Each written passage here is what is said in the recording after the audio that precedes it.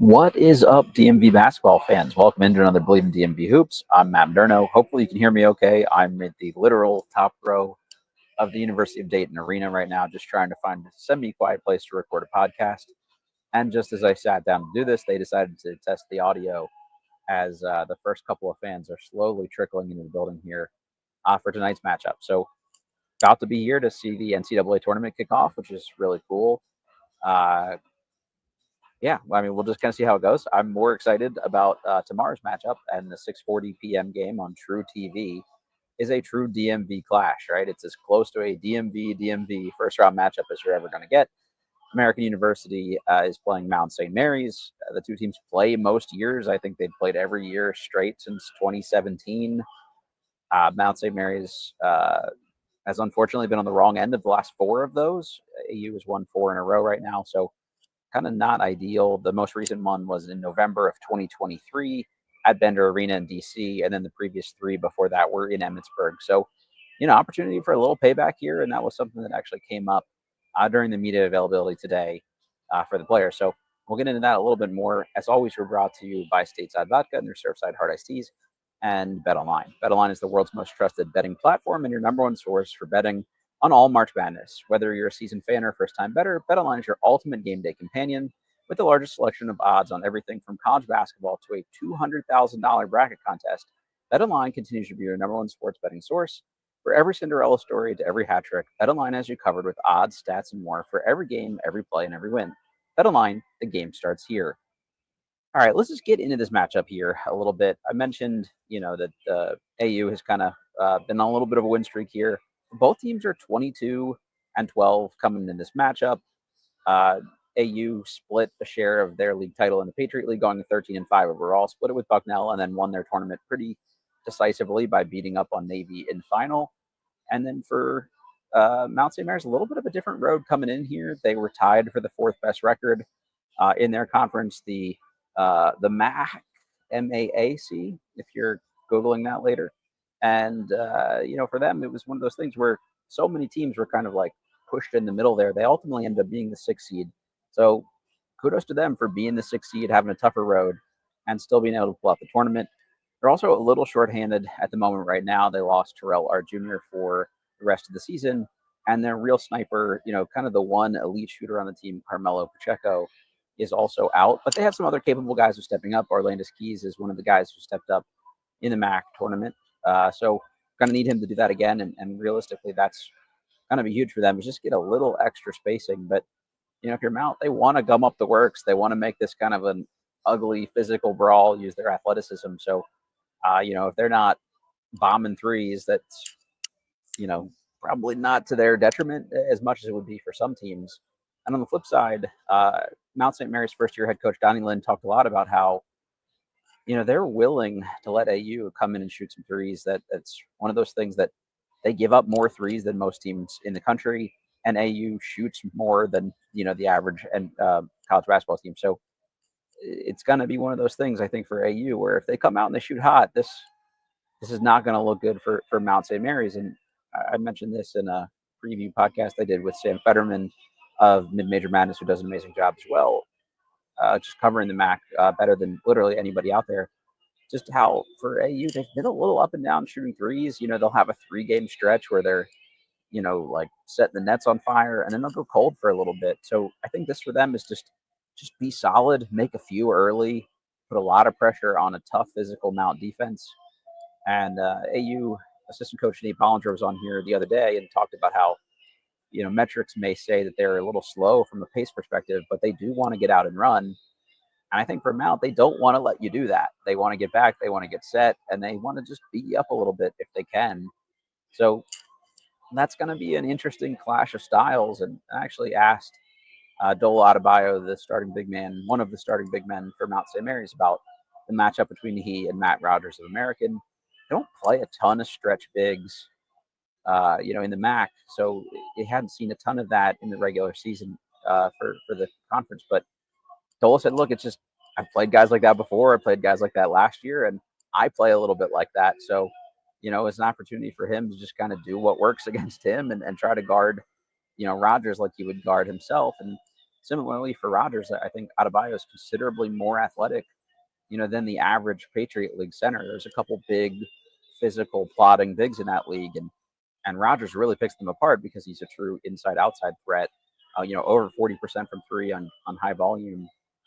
But Adebayo is going to be able to stay with him, and I think if you're Rogers, establishing a presence early is going to be really big for AU. And on the flip side of that, they have another physical, pretty athletic big man in Chetty Cordelia for Mount St. Mary's, and so somebody like Lincoln Ball is going to be able to have to switch interchangeably there and stay with one of these guys, and he's done such a great job of that. I've said this time and again when talking about AU on this podcast. I think the American defense is so much better when Ball's out there because he just gives them that versatility and just somebody that can kind of play up and down the lineup. You don't worry about switching, anything with him if you had to, although they're not really a team that's going to switch a lot of those things, but he can, or he can pick up anybody in transition if he needs to. So I think a big factor for this is going to be sort of the shooting guard matchup of Dallas Hobbs for Mount St. Mary's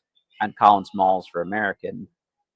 I talked about this on the same preview with Sam, but for Dallas, like, he's only shooting 37% from the field overall this year, 31% from three on about 6 attempts per game. But he is a capable shooter, and I think some of that's just been a rhythm thing for coming in and out of the lineup with some injuries. He was limited to 28 games this year, started 24 of them, but second leading scorer on this Mount St. Mary's team. So Hobbs, I think, is really gonna be this sort of crucial swing skill guy. Like, if he's making shots and putting pressure on the American defense, this becomes a lot better of a matchup for them. And on the flip side, if you're AU, you kind of know what you're going to get from Elijah Stevens. He's going to push the ball. He's going to be a real distributor, and he's going to put the Mount St. Mary's defense on its heels. But he's also got bigger physical defenders to worry about in guys like Xavier Lipscomb from Mount St. Mary's, who's a big physical defender himself. So I think Colin Smalls really needs to hit some threes at a high clip to be able to put a lot of pressure on that Mount defense and for protect them or prevent them, from being able to sag in and kind of collapse on Rogers in the paint. Right now for Smalls, he's shooting 32% on the year, but he's had a couple just huge, 32 and a half. Don't want to shortchange my guy there on 4 attempts. But it's one of those things where, like, he's gotten hot, like I said, in a couple of these games, and if he's on, I think that's a big game changer. This is going to be a physical game. I expect a lot of free throws, some tournament jitters for the referees, for the players themselves. I think there's a lot of time on the free throw line here tonight. And for American, that's really good for you overall. They're one of the better shooting teams in their conference. And, on the upper echelon in all of college basketball, they shoot about 76% from the line as a team. And then if you're looking at it for Mount St. Mary's side of things, they're about 73%. So it may not sound like a lot, but in a big situation, it can make a big difference. And, it's going to be who can kind of limit those cheap fouls and silly mistakes. And AU turns the ball over about 11 times per game, and it's not bad. They're a pretty good ball protection team, and Mount St. Mary's is a little sloppier with it. 15 turnovers per game. Donnie Lynn mentioned that as well. Something he'd like to, kind of like limit a little bit as much as he can in this playoff run of there. So I think that's going to be big. I mentioned Arlandis Keys already. Only started 2 games this season, but just coming in and filling that void by Carmelo Pacheco's hand injury. So they're going to need that from him. He's going to have to play good minutes here. Javon Irvin is another guy that, Javon Irvin is another guy that plays, good physical perimeter defense, can also shoot the ball a little bit, is not making a ton this year, but I think you have to respect it at least. He's sub 30%, but I personally wouldn't leave him open, although he won't probably end up taking a ton ultimately. But these guys are going to have to get good minutes for them off the bench. Irvin started a decent amount of games this year, started about a third a game. So, we'll see what they roll with here. And then Patrick Haig and Malcolm Dredd are going to get some minutes as well for Mount St. Mary's. On the American side, I've said this a couple times as well, it's going to be one of the swing guys for them from the perimeter off the bench, I think, between Matt Mayock, who averages about 7 points per game, or Jeff Sprouse, who averages about 6. And they need one of those guys to creep up above 10. And if they can both of them in that range, I think that's a big change, game changer for them. Mayock shooting about 34% from three on the year, but is a good free throw shooter around 85%. Jeff Sprouse doesn't get the line a ton, but from 3-point line, he's about 35%. And he's had a couple good games lately. It's another guy, the rhythm's been thrown off for him just because of some lower body injuries he's been dealing with this year, limited to 19 games. But he can get hot, and I think he's peaking at the right time. And, we saw a decent amount of that in that Navy game, and I think that was a real sort of X factor, spark plug for them. And the last guard I'll mention is Wyatt Mercedes, freshman guard. He's just one of those guys, like he's just going to make one big shot in this game. And just a matter of when it comes at the right time and things like that. And can he limit sort of the freshman ball handler mistakes? So I think, he's going to have to play an important role for them, help break some of the potential pressure you might see, from Mount St. Mary's as they try to really, let's just sort of like I mentioned, gum things up for what AU does offensively. You need somebody like a Mercedes or Sprouse or Mayock to come in and just, make a big shot for you here or there. So I think that's really going to be an interesting thing to see here. And then for AU, again, a lot of this comes back to Rogers too. Like he's gonna have to stay out of foul trouble here. Dole Adebayo is a tough matchup. I would imagine Lincoln Ball probably starts this game defending him.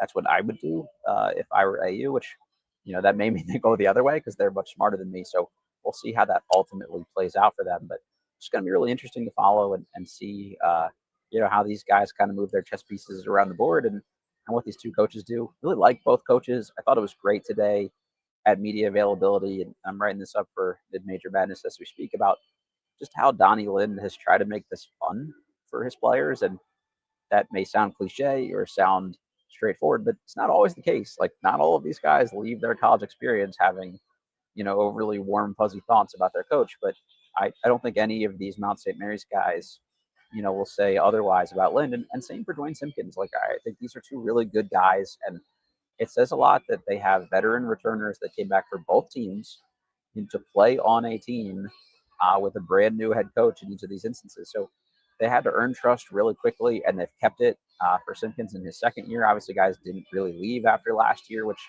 says a lot about them. And I think they know that they can trust these guys to kind of be in their lives long term here. And that's a really cool thing to see. I think this is one of those games that just embodies like what true amateur sports is all about here. Neither team has NIL money going into this. Like, they're not here because these were the highest bidders. So I think it'll be really fun to watch. Similarly minded teams, just watching both of them up on the podium, like really mature, poised guys. Like, I'm recording a podcast right now, and I wish I was as well spoken as anybody on either one of those, on the dais for either team. So just a cool experience. And going back to the thing about Donnie Lynn, just simple things like letting the players pick their music and each having a day and kind of rotating through, and how it gives players just a little bit of extra, pep in their step when it's their day to hear their music being played. And then they can kind of rib him a little bit when it's his day to pick the music. I think like that's, just a cool little thing, a nice touch to put on it. And then on the AU side, these players feel comfortable, kind of going back and forth with Simpkins, and he can kind of tease him a little bit, and, little implicit tough love there, but, can do it with an arm around him too. So I think just these are two teams I really like and want to root for personally. So it's a bummer that they have to play each other. But I think what that means is, we're in for a really good basketball game, and it's a good representation of what DMV hoops is all about. You got up there, on the podium, and you've got Xavier Lipscomb for Mount St. Mary's is from Washington, D.C. He and Colin Smalls for AU go back a long ways, which is cool. And then Lincoln Ball and Matt Rogers are both, from like a half hour away from the Mount St. Mary's campus, which is in fact like an hour away from D.C. So these cool DMV ties. Obviously, Dwayne Simpkins is from the DMV, so he spoke about that. And another cool piece of this for American is just the actual playing experience from their coaching staff in the tournament. Dwayne Simpkins, I want to say, made 2 NCAA tournaments at Maryland. Started a little slow there, helping those first couple Gary Williams teams along, and then they added Joe Smith to the mix and really ramped things up. And then obviously Jack Emanuel had an amazing career at North Carolina, actually won a national title. And then Ike Tate played at George Mason and made, I want to say, 2 tournaments himself. So these guys can all kind of impart that firsthand knowledge. And then for Donnie Lynn, he's been on a coaching staff that made a really deep run in the NCAA tournament at VCU. So these guys all know what it takes to come here and have success and get out of Dayton. And either way, I think the DMV is going to have a good representative moving forward. I wish they each could have played the other play-in team here, but it is what it is. So we'll just hope for some good basketball and some cool matchups. Greg Jones is probably the lone guy I got to mention here for AU that hasn't come up yet. And he's the one where I'm sort of looking, for the analog on the Mount St. Mary's roster. Not that you need sort of the one-for-one, direct matchups here. Maybe someone like Irvin guards him, kind of a solid guy who can stay in front of Jones. But that's where they'll probably miss a Terrell R. Jr., that sort of X-factor, long hybrid forward type for Mount St. Mary's. And for Jones, he made an all-defensive team in the Patriot League. Dwayne Simpkins has mentioned a couple times he should have made an all-Patriot League, probably third team, and I don't disagree with him. And Jones is just having a great year. He's averaging 10 points a game, 4 rebounds, an assist, about a steal. Just shooting really well from three. He's 45% on 3 attempts. I'd actually like to see him, get 4 or 5 attempts right now. And again, an 84% free throw shooter. So him getting downhill, getting to the line, making a couple free throws early, and then being able to, kind of expand things out away from the basket, take a couple threes here for them. If Jones has a big game, I like Americans' chances. So I think that's really important. And he's another guy that whoever is going off for Mount St. Mary's, you can put Jones on him and expect him to be pretty darn effective. So if a Dallas Hobbs, does really get hot, I think that's somebody that you would look to maybe see American guard. And, Matt Mayock is another guy with some length and some mobility that you could put on someone like that just to give them different looks. And I think it's a good feature of this American team is you can just throw a bunch of different bodies at people, and then they do some really good offense or defense subs. Off the bench, not a ton of other front court scoring for AU, so they look to Mason Whitaker, a senior big man, and Eric Michaels, a freshman big man, to just come in and provide rebounding and defense and physicality. And I think you'll see each of those guys get a few minutes here in key situations, just because you're going to need to against Adola Adebayo, so that Rogers isn't just picking up cheap fouls and things like that. So expect some pretty active substitution patterns from American. So, the pick and roll, the 1-5 combo for Stevens Rogers, I think is something that's worked really well for them. And at times I wish we could have seen a little bit more of that in certain situations. But this is also something that I think Mount St. Mary's is really well poised to defend. They could switch if they wanted to do that, because someone like Xavier Lipscomb is, like I said, just solidly built and can stay in front of someone like Rogers, at least in the short term. And Dola Adebayo is quick and athletic enough to stay in front of Elijah Stevens, at least for a little bit there. So that's going to be a cool wrinkle to just see really how these teams exploit that particular dimension. And I'm just excited to see it play out. Again, it's the DMV in the NCAA tournament. For a DMV Hoops podcast, this is really all you could ask for. And I just want to reemphasize again, what great dudes they've put on both teams. It's just so much more fun to root for a team where you can say there's a bunch of high character guys here. And either way, I'm proud that they're representing our area, regardless of who wins. So just play some good basketball. Hope nobody gets hurt, and none of that or poor officiating or anything besides the game. Just have some good, clean basketball. And I hope all these guys have a good experience, because they work really hard and they deserve it. And they don't get a ton of notoriety or attention throughout the year. So happy that they can do those things. All right, if you got any predictions between now and game time, again, this is 6:40 p.m. Eastern time on Wednesday on TruTV. So any things I missed in the breakdown here and I got totally wrong that you catch up on, just let me know what you think, and we'll see if we can correct that in our post-game analysis, or at least comment on why I thought maybe something would play out a different way here. As always, this has been Believe in DMV Hoops. It's so cool to be here at the NCAA tournament. Maybe just to say from my perspective, got to do the media sessions for both teams today, watch them practice a little bit, and stick around. Also, for the Believe in Wizards contingent here listening to this, I'll have some updates on some of the pro prospects here in the field. There's a couple guys on Xavier, North Carolina, San Diego State that maybe could be people we talk about here a little bit more length on the pod. And then the big one from a Wizards probably focal point is Trey Johnson, the freshman scoring guard for Texas. To me, he's like a no-brainer top 5 pick. We'll get into that more here, on a side pod. So if you're interested in some NBA prospect breakdown, hop on over to Believe in Wizards, and I'll have some updates for you here after the games. And then, as always, just follow back up here for more updates.